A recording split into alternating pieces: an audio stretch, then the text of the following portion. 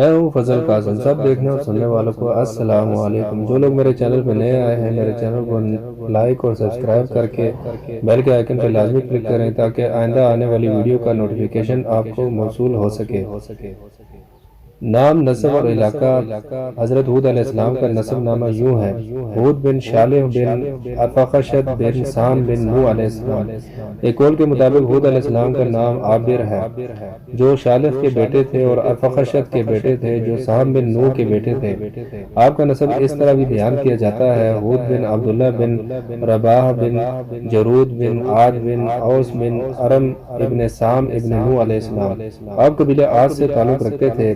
یہ ایک عربی قبیلہ تھا جن کی رہائش عمان اور حضر موت کے درمیان ریت کے ٹیلوں والے علاقے احقاف میں تھی۔ یہ علاقہ سمندر کے کنارے پر واقع تھا جو شہر کے نام سے معروف تھا، اور ان کی وادی کا نام مغیث تھا۔ یہ لوگ زیادہ تر لمبے لمبے ستونوں والے خیموں میں رہتے تھے، جیسے کہ ارشاد باری تعالیٰ ہے: کیا تم نے جانا نہیں کہ تمہارے پروردگار نے عاد کے ساتھ کیا کیا جو ارم کہلاتے تھے؟ اتنے دراز قد کے تمام ملک میں ایسے لوگ پیدا نہیں ہوئے تھے۔ سورہ فجر۔ مثلھا سے مراد یہ ہے کہ اس قبیلے جیسے قوی ہیکل لوگ اور کسی علاقے میں نہیں تھے۔ کہتے ہیں سب سے پہلے حضرت ہود علیہ السلام نے عربی زبان میں کلام فرمایا۔ البتہ وہب بن منبع رحمۃ اللہ علیہ فرماتے ہیں کہ ہود علیہ السلام کے والد سب سے پہلے عربی بولنے والے تھے۔ بعض حضرات نے حضرت نوح علیہ السلام اور حضرت آدم علیہ السلام کا نام لیا ہے، کچھ دوسرے اقوال بھی ہیں، واللہ عالم۔ حضرت اسماعیل علیہ السلام سے پہلے کے عرب باشندے عرب عربہ خالص عرب کہلاتے ہیں۔ ان میں بہت سے قبائل شامل ہیں، مثلا عاد، سمود، جرہم، تسم، جدیس، امیم، مدین، املاک، جاسم، قحطان، ہویکتان وغیرہ۔ حضرت ابراہیم علیہ السلام کے فرزند حضرت اسماعیل علیہ السلام کی اولاد عرب مستعربہ کہلاتی ہے۔ فصیح و بلیغ عربی زبان میں سب سے پہلے حضرت اسماعیل علیہ السلام نے کلام فرمایا۔ آپ نے عربی زبان قبیلہ جرہم کے ان افراد سے سیکھی تھی جو آپ کی والدہ حضرت ہاجرہ علیہ السلام کے پاس رہائش پذیر ہو گئے تھے۔ اس واقعے کی تفصیل اپنے مقام پر بیان ہوگی، لیکن اللہ تعالیٰ نے اسماعیل علیہ السلام کو انتہائی فصاحت و بلاغت عطا فرمائی تھی۔ رسول اللہ صلی اللہ علیہ وسلم بھی اسی انداز سے فصیح و بلیغ عربی میں کلام فرمایا کرتے تھے۔ ہود علیہ السلام کے طوفان نوح کے بعد سب سے پہلے قوم عاد نے، جنہیں عاد اولی بھی کہا جاتا ہے، بت پرستی اختیار کی۔ ان کے 3 بت تھے جن کے نام سمد، سمود اور ہر تھے۔ چنانچہ اللہ تعالیٰ نے ان کے بھائی ہود علیہ السلام کو نبی بنا کر مبعوث فرمایا۔ انہوں نے اپنی قوم کو اللہ کی طرف بلایا۔ اللہ تعالیٰ نے سورہ اعراف میں حضرت نوح علیہ السلام کا واقعہ بیان کرنے کے بعد فرمایا: اور اسی طرح قوم عاد کی طرف ان کے بھائی ہود کو بھیجا۔ انہوں نے کہا کہ بھائیو، اللہ ہی کی عبادت کرو، اس کے سوا تمہارا کوئی معبود نہیں، کیا تم ڈرتے نہیں؟ ان کی قوم کے سردار جو کافر تھے کہنے لگے کہ تم ہمیں احمق نظر آتے ہو اور ہم تمہیں جھوٹا خیال کرتے ہیں۔ انہوں نے کہا کہ بھائیو، مجھ میں حماقت کی کوئی بات نہیں، بلکہ میں رب العالمین کا پیغمبر ہوں۔ میں تمہیں اللہ کے پیغام پہنچاتا ہوں اور تمہارا امانت دار خیر خواہ ہوں۔ کیا تم اس بات پر تعجب ہوا ہے کہ تم میں سے ایک شخص کے ہاتھ تمہارے پروردگار کی طرف سے تمہارے پاس نصیحت آئی تاکہ وہ تمہیں ڈرائے؟ اور یاد تو کرو جب اس نے تمہیں قوم نوح کے بعد سردار بنایا اور تمہیں پھیلاؤ زیادہ عطا کیا۔ بس اللہ کی نعمتوں کو یاد کرو تاکہ نجات حاصل کر سکو۔ وہ کہنے لگے کہ تم ہمارے پاس اس لیے آئے ہو کہ ہم اکیلے اللہ ہی کی عبادت کریں اور جن کو ہمارے باپ دادا پوچھتے چلے آئے ہیں ان کو چھوڑ دیں۔ اگر تم سچے ہو تو جس چیز سے ہمیں ڈراتے ہو اسے لے آؤ۔ ہود نے کہا کہ تمہارے پروردگار کی طرف سے تم پر عذاب اور غضب کا نازل ہونا مقرر ہو چکا ہے۔ کیا تم مجھ سے ایسے ناموں کے بارے میں جھگڑتے ہو جو تم نے اور تمہارے باپ دادا نے اپنی طرف سے رکھ لیے ہیں، جن کی اللہ نے کوئی صنعت نازل نہیں کی؟ سو تم بھی انتظار کرو، میں بھی تمہارے ساتھ انتظار کرتا ہوں۔ پھر ہم نے ہود کو اور جو لوگ ان کے ساتھ تھے ان کو نجات بخشی، اور جنہوں نے ہماری آیتوں کو جھٹلایا تھا ان کی جڑ کاٹ دی، اور وہ ایمان لانے والے تھے ہی نہیں۔ سورہ اعراف۔ حضرت ہود علیہ السلام نے قوم کو اللہ کے انعامات یاد دلائے تاکہ وہ اپنے مالک اور رازق کو پہچان جائے، مگر ان کے دلوں پر کفر کے قفل پڑ چکے تھے۔ سورہ شعراء میں نوح علیہ السلام کے واقعے کے بعد ارشاد باری تعالیٰ ہے: عاد نے بھی پیغمبروں کو جھٹلایا جب ان سے ان کے بھائی ہود نے کہا کیا تم ڈرتے نہیں میں تو تمہارا امانت دار پیغمبر ہوں، سو اللہ سے ڈرو اور میرا کہنا مانو، اور میں اس کا تم سے کچھ بدلہ نہیں مانگتا، میرا بدلہ اللہ رب العالمین کے ذمہ ہے۔ بھلا تم جو ہر اونچی جگہ پر نشان تعمیر کرتے ہو اور محل بناتے ہو، شاید تم ہمیشہ رہو گے، اور جب کسی کو پکڑتے ہو تو ظالمانہ پکڑتے ہو۔ اللہ سے ڈرو اور میری اطاعت کرو، اور جس نے تم کو ان چیزوں سے مدد دی جن کو تم جانتے ہو، اس سے ڈرو۔ اس نے تمہیں چارپایوں اور بیٹوں سے مدد دی اور باغوں اور چشموں سے۔ مجھ کو تمہارے بارے میں بڑے سخت دن کے عذاب کا خوف ہے۔ وہ کہنے لگے، ہمیں خواہ نصیحت کرو یا نہ کرو، ہمارے لیے یکساں ہے، یہ تو اگلوں ہی کی طریق ہے اور ہم پر کوئی عذاب نہیں آئے گا۔ سو انہوں نے ہود کو جھٹلایا تو ہم نے ان کو ہلاک کر ڈالا، بے شک اس میں نشانی ہے، اور ان میں اکثر ایمان لانے والے نہیں تھے، اور تمہارا پروردگار تو غالب اور مہربان ہے۔ جب ہود علیہ السلام نے انہیں اللہ کی عبادت کرنے کا حکم دیا، اس کے احکام کی تعمیل کرنے اور اس سے مغفرت طلب کرنے کی ترغیب دلائی، اور ایمان نہ لانے کی صورت میں دنیا و آخرت میں سزا کی وعید بیان فرمائی، تو قوم کا کافر سرداروں نے کہا، بلا شبہ تم ہمیں احمق نظر آتے ہو۔ سورہ اعراف۔ یعنی آپ ہمیں جس عقیدے کی دعوت دے رہے ہیں وہ تو حماقت پر مبنی ہے، جبکہ ہم ان بتوں کی عبادت کرتے ہیں جن سے مدد اور رزق کی امید کی جاتی ہے، اور یہ درست راستہ ہے۔ علاوہ ازیں ہمارا یہ خیال ہے کہ آپ جو کہتے ہیں کہ آپ کو اللہ نے بھیجا ہے، آپ کا یہ دعویٰ جھوٹا ہے۔ تو ہود علیہ السلام نے فرمایا، بھائیو، مجھ میں حماقت کی کوئی بات نہیں، بلکہ میں رب العالمین کا پیغمبر ہوں۔ سورہ اعراف۔ یعنی حقیقت میں وہ نہیں جو تم گمان کرتے ہو، یہ عقیدہ رکھتے ہو، بلکہ میں تمہیں اللہ کے پیغام پہنچاتا ہوں اور تمہارا امانت دار خیر خواہ ہوں۔ سورہ اعراف۔ پہنچاتا ہوں سے یہ ظاہر ہوتا ہے کہ اصل پیغام میں جھوٹ نہیں بولا گیا، نہ اس میں کمی بیشی کی گئی ہے، اور اس لفظ میں یہ مفہوم بھی ہے کہ پیغام مختصر، فصیح اور جامع و مانع عبارت کے ذریعے سے پہنچایا گیا ہے، جس میں کوئی خموز، اختلاف اور تناقض نہیں۔ اس انداز سے اللہ کا پیغام پہنچانے کے ساتھ ساتھ آپ اپنی قوم کے انتہائی خیر خواہ اور شفیق تھے۔ آپ کی خواہش تھی کہ قوم کو ہدایت نصیب ہو جائے، اس لیے وہ ان سے کسی اجرت یا معاوضے کا مطالبہ نہیں کرتے تھے، بلکہ خالصتاً اللہ کی رضا کے لیے اور مخلوق کی خیر خواہی کے جذبے سے انہیں اللہ کی طرف بلاتے تھے۔ انہیں اگر اجر و ثواب کی تمنا تھی تو صرف اس ذات سے جس نے انہیں منصب رسالت پر فائز کیا تھا۔ اس لیے انہوں نے فرمایا، میری قوم، میں اس وعظ و نصیحت کا تم سے کچھ صلہ نہیں مانگتا، میرا صلہ تو اس کے ذمہ ہے جس نے مجھے پیدا کیا، بھلا تم سمجھتے کیوں نہیں؟ سورہ ہود۔ یعنی کیا تمہارے پاس عقل نہیں جس سے تم یہ بات سمجھ سکو کہ میں تمہیں واضح حق کی طرف بلا رہا ہوں، جس کی گواہی تمہاری فطرت بھی دیتی ہے۔ یہ وہی سچا دین ہے جسے اللہ نے نوح علیہ السلام کو دیکھ کر مبعوث فرمایا تھا اور آخر کار ان کے مخالفین کو تباہ کر دیا تھا، بلکہ میں اسی اللہ سے اجر و ثواب کا طالب ہوں جو ہر قسم کے نفع و نقصان کا مالک ہے۔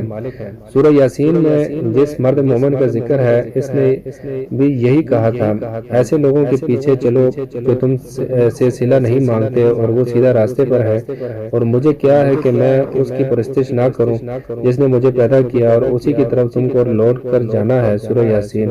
ہود علیہ السلام نے سرداران قوم کا رویہ، آپ کی قوم نے نہ صرف آپ کی نبوت کا انکار کیا بلکہ یوم آخرت کی بھی محض جھوٹ تصور کرتے تھے۔ اللہ تعالیٰ نے ان کے باطل قیاسات کو یوں بیان فرمایا، ان کی قوم کے سردار جو کافر تھے اور آخرت کے آنے کو جھوٹ سمجھتے تھے اور دنیا کی زندگی میں ہم نے ان کو آسودگی دے رکھی تھی، کہنے لگے کہ یہ تو تمہارے جیسا آدمی ہے، جس قسم کا کھانا تم کھاتے ہو اسی طرح کا یہ بھی کھاتا ہے، اور جو پانی تم پیتے ہو اسی قسم کا یہ بھی پیتا ہے، اور اگر تم نے اپنے ہی جیسے آدمی کا کہا مان لیا تو گھاٹے میں پڑ جاؤ گے۔ کیا یہ تم سے یہ کہتا ہے کہ جب تم مر جاؤ گے اور مٹی ہو جاؤ گے اور استخوان یعنی ہڈیوں کے سوا کچھ نہیں رہے گا تو تم زمین سے نکالے جاؤ گے؟ سورہ مومنون۔ وہ لوگ اس بات کو بعید از قیاس اور خلاف عقل تصور کرتے تھے کہ اللہ تعالیٰ کسی انسان کو رسول بنا کر مبعوث کر سکتا ہے۔ قدیم و جدید دور کے اکثر جاہل کفار یہی شبہ پیش کرتے رہے ہیں، جیسے ارشاد باری تعالیٰ ہے، کیا لوگوں کو تعجب ہوا کہ ہم نے انہی میں سے ایک مرد کو حکم بھیجا کہ لوگوں کو ڈر سناؤ؟ سورہ یونس۔ اور اسی کی بابت مزید فرمایا، اور جب لوگوں کے پاس ہدایت آ گئی تو ان کو ایمان لانے سے اس کے سوا کوئی چیز مانے نہ ہوئی کہ کہنے لگے کہ کیا کیا اللہ نے آدمی کو پیغمبر بنا کر بھیجا؟ کہہ دو کہ اگر زمین میں فرشتے ہوتے کہ اس میں چلتے پھرتے اور آرام کرتے یعنی بستے تو ہم ان کے پاس فرشتے کو پیغمبر بنا کر بھیجتے۔ سورہ بنی اسرائیل۔ اللہ تعالیٰ نے سردار قوم کی بات نقل کرتے ہوئے فرمایا، کیا وہ تم سے یہ کہتا ہے کہ تم مر جاؤ گے اور مٹی ہو جاؤ گے اور ہڈیوں کے سوا کچھ نہیں رہے گا تو تم زمین سے نکالے جاؤ گے؟ جس بات کا تم سے وعدہ کیا جاتا ہے بہت بعید ہے۔ زندگی تو یہی ہماری دنیا کی زندگی ہے کہ اس میں ہم مرتے اور جیتے ہیں اور ہم دوبارہ نہیں اٹھائے جائیں گے۔ یہ تو ایک ایسا آدمی ہے جس نے اللہ پر جھوٹ افترا کیا اور ہم اس کو ماننے والے نہیں۔ پیغمبر نے کہا کہ اے پروردگار، انہوں نے مجھے جھوٹا سمجھا ہے تو میری مدد کر۔ سورہ مومنون۔ وہ قیامت کو عقل کے خلاف سمجھتے تھے اور جسم کی مٹی اور ہڈیوں کی صورت میں تبدیل ہو جانے کے بعد دوبارہ زندہ ہو جانے کو تسلیم نہیں کرتے تھے۔ وہ کہتے تھے زندگی تو یہی ہماری دنیا کی زندگی ہے کہ اس میں مرتے اور جیتے ہیں اور پھر نہیں اٹھائے جائیں گے۔ یعنی بعض لوگ مر جاتے ہیں اور دوسرے پیدا ہو جاتے ہیں، مرنے والے زندہ نہیں ہو سکتے، اور بعض جاہل زندگیوں کا یہی عقیدہ ہے۔ نتائج کا عقیدہ رکھنے والے کہتے ہیں کہ مرنے والے 36,000 سال بعد دوبارہ اسی دنیا میں آ جاتے ہیں۔ یہ ساری باتیں جھوٹ، کفر، جہالت اور گمراہی پر مشتمل ہیں۔ یہ غلط اقوال اور فاسد خیالات ہیں جن کی کوئی دلیل نہیں۔ اس سے انسانوں میں سے انہی بدکار کافروں کی عقل متاثر ہوتی ہے جو فہم و ہدایت سے محروم ہیں۔ جیسے اللہ تعالیٰ نے فرمایا، اور وہ ایسے کام اس لیے بھی کرتے تھے کہ جو لوگ آخرت پر ایمان نہیں رکھتے ان کے دل ان کی باتوں پر مائل ہوں اور انہیں پسند کریں، اور جو کام وہ کرتے تھے وہی کرنے لگے۔ سورہ انعام۔ حضرت ہود علیہ السلام نے قوم کو علم ربانی کی روشنی میں ہدایت فرمائی، جبکہ وہ اپنی بات پر ڈٹے رہے کہ ہم دوبارہ زندہ نہیں کیے جائیں گے۔ ارشاد باری تعالیٰ ہے، بلا تم جو ہر اونچی جگہ پر نشان تعمیر کرتے اور محل بناتے ہو، شاید تم ہمیشہ رہو گے۔ سورہ شعراء۔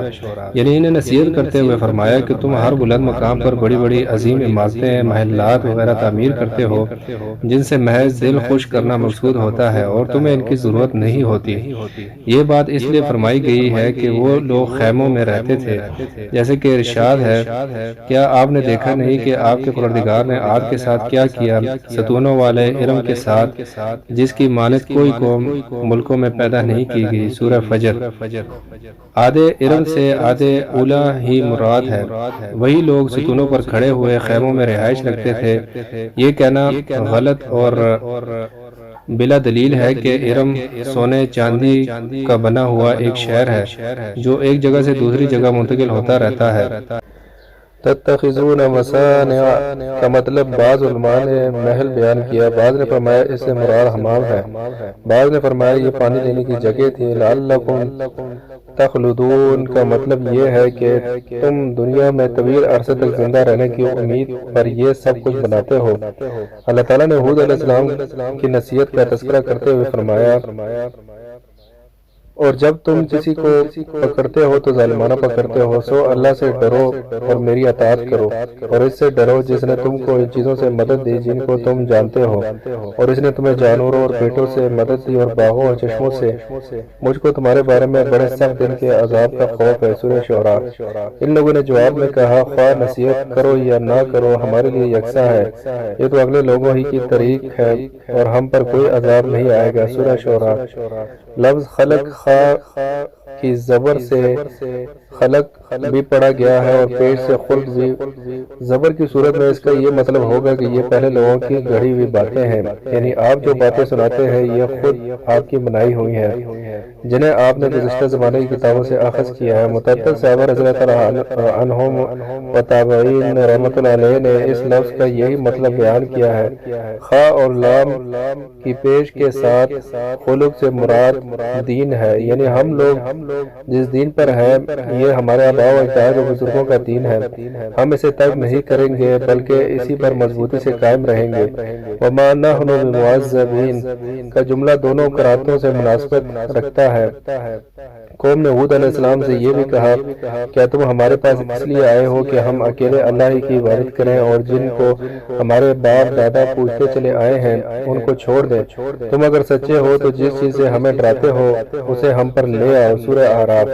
یعنی کیا آپ اس لیے آئے ہیں کہ ہم ایک ہی اللہ کی عبادت کریں اور اپنے آباء و اجداد کی مخالفت کریں اور ان کا راستہ چھوڑ دیں؟ اگر آپ اپنے دعوے میں سچے ہیں تو وہ عذاب لے آئیں جس سے ہمیں ڈراتے رہتے ہیں۔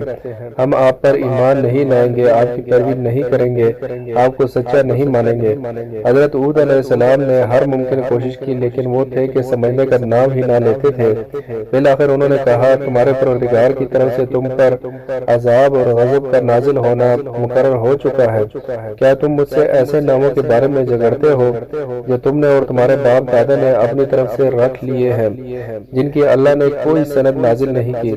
تو تم بھی انتظار کرو، میں بھی تمہارے ساتھ انتظار کرتا ہوں۔ سورہ اعراف۔ یعنی یہ بات کہہ کر تم اللہ کے عذاب اور غضب کے مستحق ہو گئے ہو۔ کیا تم اللہ وحدہ لا شریک کی عبادت کا موازنہ اپنے تراشے ہوئے بتوں کی پوجا سے کرتے ہو، حالانکہ انہیں خود تم نے معبود قرار دیا ہے؟ یہ تمہارا اور تمہارے باپ دادا کا فیصلہ ہے جس کی تائید میں اللہ تعالیٰ نے کوئی دلیل نازل نہیں فرمائی۔ اب جب تم نے حق کو قبول کرنے سے انکار کر دیا ہے اور باطل پر اصرار کر رہے ہو تو میرا تمہیں ان اعمال بد سے منع کرنا اور منع نہ کرنا برابر ہے۔ اس لیے اب اللہ کے اس عذاب کا انتظار کرو جو تم پر نازل ہونے والا ہے اور جسے روکا نہیں جا سکتا۔ ہود علیہ السلام کی قوم نے یہ بھی کہا، اے ہود، تم ہمارے پاس کوئی دلیل ظاہر لے کر نہیں آئے اور ہم صرف تمہارے کہنے سے نہ اپنے معبودوں کو چھوڑنے والے ہیں اور نہ تم پر ایمان لانے والے ہیں۔ ہم تو یہ سمجھتے ہیں کہ ہمارے کسی معبود نے تمہیں آسیب پہنچا کر دیوانہ کر دیا ہے۔ سورہ ہود۔ یعنی آپ نے کوئی خرق عادت معجزہ نہیں دکھایا جو آپ کے پیغام کے سچے ہونے کی دلیل بن سکے۔ آپ کے بے دلیل قول کی بنیاد پر تو ہم اپنے بتوں کی عبادت ترک نہیں کر سکتے۔ ہمیں تو محسوس ہوتا ہے کہ آپ پاگل ہو گئے ہیں اور ہمارے خیال میں اس کی وجہ صرف یہ ہے کہ ہمارے کسی معبود کا غضب آپ پر نازل ہوا ہے، اس نے آپ کی عقل کو متاثر کر کے جنون میں مبتلا کر دیا ہے۔ جب قوم نے دعوت توحید کو تسلیم نہ کیا بلکہ اپنے بتوں کے بارے میں اپنے اعتقاد کا زبردست اظہار کیا تو حضرت ہود علیہ السلام نے ان کے معبودان باطلہ سے بیزاری اور برات کا اعلان کرتے ہوئے فرمایا، میں اللہ کو گواہ بناتا ہوں اور تم بھی گواہ رہو کہ جن کو تم اللہ کا شریک ٹھہراتے ہو میں ان سے بیزار ہوں۔ تم جن کی اللہ کی سوا عبادت کرتے ہو اور تم سب مل کر میرے بارے میں جو تدبیر کرنی چاہو کر لو اور مجھے مہلت نہ دو۔ سورہ ہود۔ حضرت ہود علیہ السلام نے ان الفاظ کے ساتھ انہیں چیلنج کر دیا، ان کے معبودوں سے لاتعلقی کا اظہار فرمایا، ان کی تحقیر فرمائی اور واضح فرمایا کہ یہ بت کوئی فائدہ یا نقصان نہیں پہنچا سکتے، یہ تو بے جان جمادات ہیں جو حکم دوسرے جمادات کا ہے، وہی حکم ان بتوں کا ہے۔ جتنی طاقت دوسرے پتھروں میں ہے اتنی ہی ان میں ہے۔ اگر تمہارا خیال درست ہے کہ یہ کسی کی مدد کر سکتے ہیں یا نفع دے سکتے ہیں تو میں اعلان کرتا ہوں کہ میں ان سے لاتعلق ہوں، ان پر لعنت بھیجتا ہوں۔ تم اپنے تمام وسائل اور پوری طاقت سے جو کر سکتے ہو اس کا پروگرام طے کر کے کر ڈالو، مجھے ایک گھڑی کی بھی مہلت نہ دو، مجھے تمہارا کوئی خوف اور پرواہ نہیں۔ مزید فرمایا، میں اللہ پر جو میرا اور تمہارا سب کا پروردگار ہے بھروسہ رکھتا ہوں، زمین پر جو بھی چلنے پھرنے والا ہے وہ اللہ تعالیٰ اس کو چوٹی سے پکڑے ہوئے ہے، بے شک میرا پروردگار سیدھے راستے پر ہے۔ سورہ ہود۔ یعنی میرا اعتماد اللہ پر ہے، جو کوئی اس کی پناہ میں آئے اور اس کا سہارا طلب کرے اس کا کوئی کچھ نہیں بگاڑ سکتا۔ ہود علیہ السلام کے یہ چیلنج ناقابل تردید ثبوت ہے کہ آپ اللہ کے بندے اور اس کے رسول تھے اور مخالفین جہالت اور گمراہی کی وجہ سے غیر اللہ کی عبادت میں مشغول تھے، کیونکہ وہ لوگ ہود علیہ السلام کو کوئی نقصان نہیں پہنچا سکتے نہ کوئی تکلیف دے سکے۔ اس سے ثابت ہو گیا کہ وہ ہود علیہ السلام کا پیغام سچا تھا اور ان لوگوں کا عقیدہ باطل اور غلط تھا۔ اس سے پہلے نوح علیہ السلام نے بھی یہی دلیل پیش کی تھی، فرمایا، اے میری قوم، اگر تم کو میرا تم میں رہنا اور اللہ کی آیتوں سے نصیحت کرنا ناگوار ہو تو میں تو اللہ پر بھروسہ رکھتا ہوں، تم اپنے شریکوں کے ساتھ مل کر ایک کام جو میرے بارے میں کرنا چاہو مقرر کر لو اور وہ تمہاری تمام جماعت کو معلوم ہو جائے اور کسی سے پوشیدہ نہ رہے، پھر وہ کام میرے حق میں کر گزرو اور مجھے مہلت نہ دو۔ سورہ یونس۔ حضرت ابراہیم خلیل اللہ علیہ السلام نے بھی یہی بات فرمائی تھی، اور جن چیزوں کو تم اس کا شریک بناتے ہو میں ان سے نہیں ڈرتا، الہ یہ کہ میرا پروردگار ہی کوئی امر چاہے، میرا پروردگار اپنے علم سے سے ہر چیز کا احاطہ کیے ہوئے ہے، کیا تم خیال نہیں کرتے بھلا میں ان چیزوں سے جن کو تم اللہ کا شریک بناتے ہو کیوں کر ڈروں، جبکہ تم اس سے نہیں ڈرتے کہ اللہ کے ساتھ شریک بناتے ہو جس کی اس نے کوئی سند نازل نہیں کی۔ اب دونوں فریقوں میں سے کون سا فریق امن اور جمعیت خاطر کا مستحق ہے؟ اگر سمجھ رکھتے ہو تو بتاؤ۔ جو لوگ ایمان لائے اور اپنے ایمان کو شرک کے ظلم سے مخلوط نہیں کیا، ان کے لیے امن اور جمعیت خاطر ہے اور وہی ہدایت پانے والے ہیں۔ اور یہ ہماری دلیل تھی جو ہم نے ابراہیم کو ان کی قوم کے مقابلے میں عطا کی تھی، ہم جس کو چاہتے ہیں درجے بلند کر دیتے ہیں، بے شک تمہارا پروردگار دانا ہے اور خوب جانتا ہے۔ سورہ انعام۔ حضرت ہود علیہ السلام نے قوم کے خلاف اللہ تعالیٰ سے مدد کی درخواست کر دی، کیونکہ قوم نے آپ کی ہر نصیحت کو ماننے سے انکار کر دیا تھا اور آپ کو جھٹلا دیا تھا۔ چنانچہ آپ نے اللہ تعالیٰ سے فریاد کی، اے پروردگار، انہوں نے مجھے جھوٹا سمجھا ہے، تو میری مدد کر۔ اللہ تعالیٰ نے فرمایا کہ وہ تھوڑے ہی عرصے میں پشیمان ہو کر رہ جائیں گے۔ سو ان کو وعدہ برحق کے مطابق زور کی آواز نے آن پکڑا تو ہم نے ان کو کوڑا کر ڈالا، پس ظالم لوگوں پر لعنت ہے۔ سورہ مومنون۔ اللہ تعالیٰ نے ان کی بابت مزید فرمایا، کہنے لگے کیا تم ہمارے پاس اس لیے آئے ہو کہ ہم کو ہمارے معبودوں سے پھیر دو؟ اگر سچے ہو تو جس چیز سے ہمیں ڈراتے ہو اسے ہم پر لے آؤ۔ انہوں نے کہا کہ اس کا علم تو اللہ ہی کو ہے اور میں تو جو احکام دے کر بھیجا گیا ہوں وہ تمہیں پہنچا رہا ہوں، لیکن میں دیکھتا ہوں کہ تم لوگ نادانی میں پھنس رہے ہو۔ پھر جب انہوں نے اس عذاب کو دیکھا کہ بادل کی صورت میں ان کی وادیوں کی طرف آ رہا ہے تو کہنے لگے یہ تو بادل ہے جو ہم پر برس کر رہیں گا، نہیں بلکہ یہ وہ عذاب ہے جس کے لیے تم جلدی کرتے تھے، یعنی آندھی ہے جس میں دردناک عذاب بھرا ہوا ہے جو ہر چیز کو اپنے پروردگار کے حکم سے تباہ کیے دیتی ہے۔ پھر وہ ایسے ہو گئے کہ ان کے گھروں کے سوا کچھ نظر ہی نہ آتا تھا۔ گناہگار لوگوں کو ہم اسی طرح سزا دیا کرتے ہیں۔ سورہ احقاف۔ اللہ تعالیٰ نے مختلف مقامات پر ان کی تباہی کا ذکر فرمایا، کہیں مختصر طور پر اور کہیں تفصیل سے، مثلاً ارشاد باری تعالیٰ ہے، پھر ہم نے ہود کو اور جو لوگ ان کے ساتھ تھے ان کو نجات بخشی، اور جنہوں نے ہماری آیتوں کو جھٹلایا تھا ان کو جڑ سے کاٹ دی اور وہ ایمان لانے والے تھے ہی نہیں۔ سورہ اعراف۔ دوسری جگہ ارشاد فرمایا، اور جب ہمارا حکم عذاب آ پہنچا تو ہم نے ہود کو اور جو لوگ ان کے ساتھ ایمان لائے تھے ان کو اپنی مہربانی سے بچا لیا اور انہیں عذاب شدید سے نجات دی۔ یہ وہی عاد ہیں جنہوں نے اللہ کی نشانیوں سے انکار کیا اور اس کے پیغمبروں کی نافرمانی کی اور ہر متکبر سرکش کا کہا مانا، تو اس دنیا میں بھی لعنت ان کے پیچھے لگی رہی اور قیامت کے دن بھی لگی رہے گی۔ دیکھو عاد نے اپنے پروردگار سے کفر کیا، اور سن رکھو کہ ہود کی قوم عاد پر پھٹکار ہے۔ سورہ ہود۔ مزید فرمایا، سو انہوں نے ہود کو جھٹلایا تو ہم نے ان کو ہلاک کر ڈالا، بے شک اس میں نشانی ہے اور ان میں اکثر ایمان لانے والے نہیں تھے، اور تمہارا پروردگار تو غالب اور مہربان ہے۔ سورہ شعراء۔ تفصیلی بیان کی مثال سورہ احقاف کے حوالے سے گزر چکی ہے۔ اس میں عذاب کی ابتدا کا ذکر ہے کہ شروع میں ان سے بارش روک لی گئی تھی اور وہ قحط میں مبتلا ہو گئے تھے۔ انہوں نے بارش کی دعا کی، اس کے بعد انہوں نے آسمان میں بادل نظر آیا تو انہوں نے اسے رحمت کی بارش والا بادل سمجھا، حالانکہ وہ عذاب والا بادل تھا۔ اسی لیے اللہ تعالیٰ نے فرمایا، بل ہوا مستعجلتم بہ۔ سورہ احقاف۔ یہ وہی ہے جس کے جلدی آنے کا تم مطالبہ کرتے تھے، یعنی عذاب ہے۔ اس میں ان لوگوں کے اس اقوال کی طرف اشارہ ہے، اگر تو سچا ہے تو وہ عذاب لے آ جس کا ہم سے وعدہ کرتا ہے۔ سورہ احقاف۔ تو اللہ تعالیٰ نے قرآن مجید میں اس کی وضاحت اس طرح کی، اللہ نے اس کو 7 رات اور 8 دن لگاتار ان پر چلائے رکھا۔ سورہ حاقہ۔ یعنی پوری مدت یہ آندھی مسلسل چلتی رہی۔ ایک قول کے مطابق اس عذاب کی ابتدا جمعے کے دن ہوئی تھی اور ایک قول کے مطابق بدھ کے دن۔ ارشاد ربانی ہے، سو اے مخاطب، تو لوگوں کو اس میں اس طرح گرے مرے پڑے دیکھے جیسے کھجوروں کے کھوکھلے تنے۔ سورہ حاقہ۔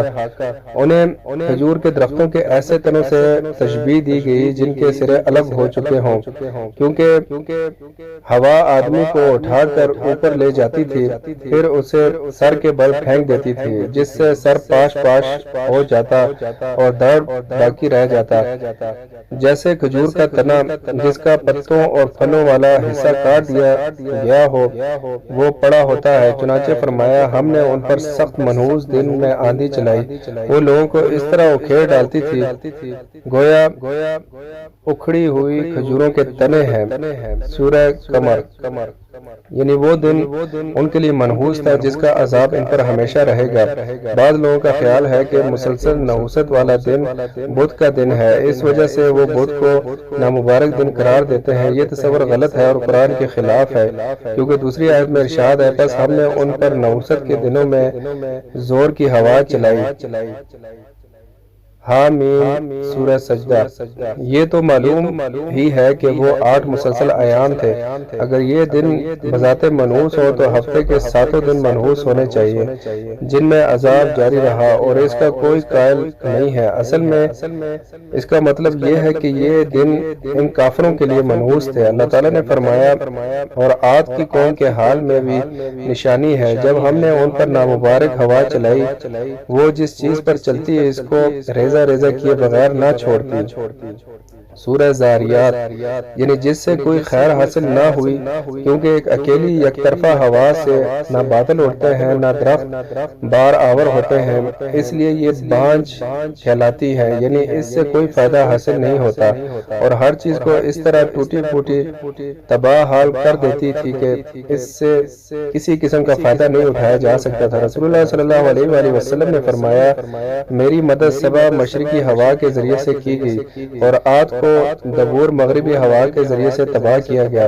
ارشاد باری تعالیٰ ہے اور قوم عاد کے بھائی ہود کو یاد کرو جب انہوں نے اپنی قوم کو سرزمین احقاف میں ہدایت کی، اور ان سے پہلے اور پیچھے بھی ہدایت کرنے والے گزر چکے تھے جو کہتے تھے کہ اللہ کے سوا کسی کی عبادت نہ کرو، مجھے تمہارے بارے میں بڑے دن کے عذاب کا ڈر لگتا ہے۔ سورہ احقاف۔ مزید فرمایا پھر جب انہوں نے اس عذاب کو دیکھا کہ بادل کی صورت میں ان کے میدانوں کی طرف آ رہا ہے تو کہنے لگے یہ تو بادل ہے جو ہم پر برس کر رہے گا، نہیں بلکہ یہ وہ چیز ہے جس کے لیے تم جلدی کرتے تھے، یعنی آندھی جس میں درد دینے والا عذاب بھرا ہوا ہے۔ سورہ احقاف۔ جب قوم عاد نے آسمان میں جمع ہوتے ہوئے بادلوں کو دیکھا تو انہیں برسنے والے بادل سمجھا، لیکن یہ عذاب کے بادل تھے۔ انہیں امید تھی کہ اس بادل سے رحمت حاصل ہوگی، لیکن انہیں بری چیز حاصل ہوئی۔ ممکن ہے عذاب سے مراد وہ انتہائی ٹھنڈی تیز آندھی ہو جو 7 راتیں اور 8 دن مسلسل چلتی رہی، جس کی وجہ سے کوئی شخص زندہ نہ رہا۔ یہ ہوا پہاڑوں کے غاروں میں بھی داخل ہو جاتی تھی اور لوگوں کو ان سے نکال لاتی تھی اور پھر ہلاک کر دیتی تھی، اور ان کے مضبوط مکانوں اور پختہ محلات کو مسمار کر دیتی تھی۔ انہیں اپنی قوت اور طاقت پر فخر تھا، وہ کہتے تھے کہ ہم سے زیادہ طاقتور کون ہے؟ اللہ نے ان پر وہ ہوا مسلط کر دی جو ان سے زیادہ طاقتور تھی۔ ممکن ہے کہ بعد میں یہی ہوا بادل آ جانے کا باعث بنی ہو، جسے بچے کچے کافروں نے رحمت والا بادل سمجھا ہو، لیکن اللہ نے اسے ان پر عذاب اور آگ کا باعث بنا دیا۔ جیسے متعدد حضرات نے ذکر کیا ہے، اس طرح ایک ہی قوم پر مختلف عذاب نازل ہوئے ہوں گے، جس طرح اہل مدین پر مختلف عذاب آئے تھے۔ واللہ عالم۔ آخر الزمان نبی صلی اللہ علیہ وآلہ وسلم نے اپنی امت کو دنیا اور آخرت کی بھلائی کے لیے بہترین اسوہ دیا ہے۔ گزشتہ امم کے واقعات سے عبرت حاصل کرتے ہوئے امت کو نصیحت فرمائی کہ وہ آندھی وغیرہ کو دیکھ کر مندرجہ ذیل دعا پڑھا کرے۔ ام المومنین حضرت عائشہ رضی اللہ عنہا سے روایت ہے کہ جب تیز ہوا چلتی تو رسول اللہ صلی اللہ علیہ وسلم فرماتے اے اللہ میں تجھ سے اس کی بھلائی مانگتا ہوں اور جو کچھ اس میں ہے اور جو کچھ دیکھ کر وہ بھیجی گئی ہے اس کی بھلائی مانگتا ہوں، اور میں اس کے شر سے تیری پناہ میں آتا ہوں، اور جو کچھ اس میں ہے اور جو کچھ وہ دے کر بھیجی گئی ہے اس کے شر سے پناہ مانگتا ہوں۔ وہ فرماتی ہیں جب آسمان پر بادل چھا جاتے تو نبی صلی اللہ علیہ وسلم کا چہرہ مبارک متغیر ہو جاتا، آپ کبھی باہر تشریف لے جاتے اور کبھی اندر تشریف لاتے، پریشانی کی حالت میں کبھی آتے کبھی جاتے۔ جب بارش نازل ہو جاتی تو آپ کی پریشانی دور ہو جاتی۔ حضرت عائشہ رضی اللہ عنہ نے یہ کیفیت محسوس کر کے دریافت کیا تو نبی صلی اللہ علیہ وسلم نے فرمایا عائشہ شاید یہ وہی صورتحال ہو جیسے قوم عاد نے کہا تھا جب انہوں انہوں نے اس عذاب کو بادل کی طرح اپنی وادیوں کی طرف آتے دیکھا تو بولے یہ بادل ہم پر بارش برسائے گا۔ مغرور قوم کا انجام قوم عاد نے حق ماننے سے انکار کیا اور اپنی قوت پر ناز کرتے ہوئے اسے جھٹلایا تو گویا انہوں نے عذاب الہی کو دعوت خود ہی دے دی۔ اللہ تعالیٰ نے سورہ حامیم سجدہ میں اس کا ذکر یوں فرمایا، جو عاد تھے وہ حق ملک میں غرور کرنے لگے اور کہنے لگے کہ ہم سے بڑھ کر قوت میں کون ہے؟ کیا انہوں نے نہیں دیکھا کہ اللہ جس نے ان کو پیدا کیا اور ان سے قوت میں بہت بڑھ کر ہے اور ہماری آیتوں کا انکار کرتے رہے، تو ہم نے بھی ان پر نحوست کے دنوں میں زور کی ہوا چلائی تاکہ ان کو دنیا کی زندگی میں ذلت کے عذاب کا مزہ چکھا دیں، اور آخرت کا عذاب تو بہت ہی ذلیل کرنے والا ہے، اس روز ان کو مدد بھی نہ ملے گی۔ حامیم سجدہ۔ بالآخر قوم نے کفر و جہالت کا بھرپور مظاہرہ کرتے ہوئے عذاب کا مطالبہ کر دیا جو بہت جلد پورا کر دیا گیا۔ سورہ احقاف میں اللہ تعالیٰ نے انہی کی بابت فرمایا، اور قوم عاد کے بھائی ہود کو یاد کرو کہ جب انہوں نے اپنی قوم کو سرزمین احقاف میں ہدایت کی اور ان سے پہلے اور پیچھے اور بھی ہدایت کرنے والے گزر چکے تھے جو کہتے تھے کہ اللہ کے سوا کسی کی عبادت نہ کرو، مجھے تمہارے بارے میں بڑے دن کے عذاب کا ڈر لگتا ہے۔ وہ کہنے لگے کیا تم ہمارے پاس اس لیے آئے ہو کہ ہم کو ہمارے معبودوں سے پھیر دو؟ اگر سچے ہو تو جس چیز سے ہمیں ڈراتے ہو اسے ہم پر لے آؤ۔ انہوں نے کہا کہ اس کا علم تو اللہ ہی کو ہے، اور میں تو جو احکام دے کر بھیجا گیا ہوں وہ تمہیں پہنچا رہا ہوں، لیکن میں دیکھتا ہوں کہ تم لوگ نادانی میں پھنس رہے ہو۔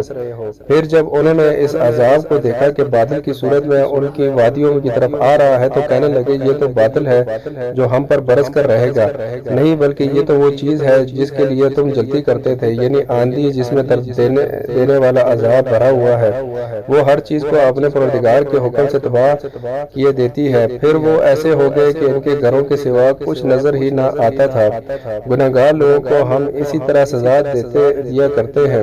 سورہ احقاف اور سورہ زاریات میں ارشاد باری تعالیٰ ہے، اور عاد کی قوم کا حال میں بھی نشانی ہے، جب ہم نے ان پر نامبارک ہوا چلائی، وہ جس چیز پر چلتی اسے ریزہ ریزہ کیے بغیر نہ چھوڑتی۔ سورہ زاریات اور سورہ نجم میں ارشاد باری تعالیٰ ہے، اور یہ کہ اسی نے عاد اول کو ہلاک کر ڈالا اور سمود کو بھی غرض کسی کو باقی نہ چھوڑا، اور ان سے پہلے قوم نوح کو بھی۔ بلا شبہ وہ لوگ بڑے ہی ظالم اور بڑے ہی سرکش تھے، اور اسی نے الٹی ہوئی بستیوں کو دے پٹخا، پھر ان پر چھاپا جو چھایا، تو اے انسان تو اپنے پروردگار کی کون کون سی نعمت پر جھگڑے گا۔ سورہ نجم اور سورہ قمر میں فرمایا عاد نے بھی تکذیب کی تھی، سو دیکھ لو میرا عذاب اور ڈرانا کیسا ہوا۔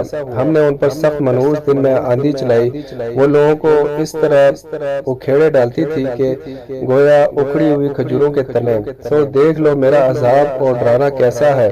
اور ہم نے قرآن کو سمجھنے کے لیے آسان کر دیا ہے، تو کوئی ہے کہ سوچے سمجھے۔ سورہ قمر اور سورہ حاقہ میں انہی کی بابت فرمایا، رہے عاد تو ان کا نہایت تیز آندھی سے ستیہ ناش کر دیا گیا، اللہ نے اسے 7 رات اور 8 دن لگاتار ان پر چلائے رکھا، تو اے مخاطب تو لوگوں کو اس طرح گرے اور مرے پڑے دیکھے جیسے کھجوروں کے کھوکھلے تنے ہوں، بھلا تو ان میں سے کسی کو بھی باقی دیکھتا ہے۔ سورہ حاقہ۔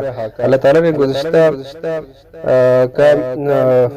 کافر امم کی طرح حضرت ہود علیہ السلام کی منکر قوم کو جڑ سے اکھاڑ پھینکا اور انہیں بعد والوں کے لیے نشان عبرت بنا دیا۔ اور سورہ فجر میں ارشاد فرمایا، کیا آپ نے جانا نہیں کہ تمہارے پروردگار نے عاد کے ساتھ کیا کیا جو ارم کہلاتے تھے، اتنے دراز قد کے تمام زمین میں ایسا پیدا نہیں ہوئے تھے، اور سمود کے ساتھ کیا کیا جو وادی قری میں پتھر تراشتے اور گھر بناتے تھے، اور فرعون کے ساتھ کیا کیا جو خیمے اور میخیں رکھتا تھا۔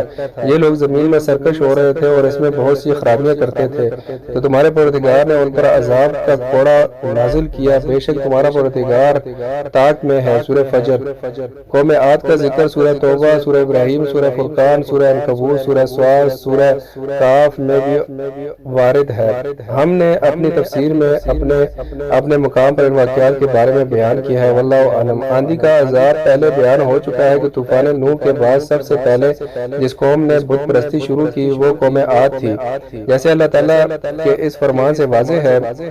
اور یاد تو کرو جب اس نے تم کو قوم نوح کے بعد سردار بنایا اور تمہیں پھیلاؤ زیادہ عطا کیا، سورہ اعراف۔ یعنی انہیں اللہ تعالیٰ نے اپنے زمانے میں سب سے زیادہ قد آور اور طاقتور بنایا تھا۔ سورہ مومنون میں ارشاد ہے پھر ان کے بعد ہم نے ایک دوسری جماعت پیدا کی، سورہ مومنون۔ اس سے مراد بھی ہود علیہ السلام کی قوم، اور یہی قول صحیح ہے۔ بعض حضرات کا خیال ہے کہ اس آیت میں قوم سمود کی طرف ارشاد ہے، کیونکہ اس کے بعد ارشاد ہے تو انہیں وعدہ برحق کے مطابق زور کی آواز نے آن پکڑا تو ہم نے ان کو کوڑا کرکٹ کر ڈالا، سورہ مومنون۔ اور چیخ جیسی تیز آواز سے صالح علیہ السلام کی قوم کو تباہ کیا گیا تھا۔ اور قوم عاد کی بابت ارشاد باری تعالیٰ ہے انہیں نہایت تیز آندھی سے ستیہ ناز کر دیا گیا، سورہ حاقہ۔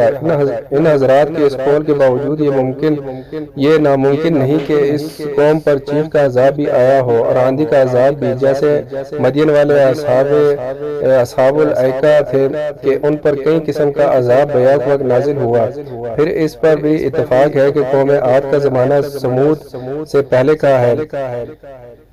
خلاصہ کلام یہ ہے کہ عاد کے لوگ اکڑ مزاج، سرکش، کافر اور بت پرست تھے۔ چنانچہ اللہ تعالیٰ نے ان میں سے ایک شخص کو رسول بنا کر ان میں بھیجا جس نے انہیں اللہ کی طرف اس کی توحید اور خالصتاً اس کی عبادت کی طرف بلایا۔ انہوں نے اس کی تکذیب، مخالفت اور گستاخی کی تو اللہ تعالیٰ نے انہیں اپنی شدید سزا کی لپیٹ میں لے لیا۔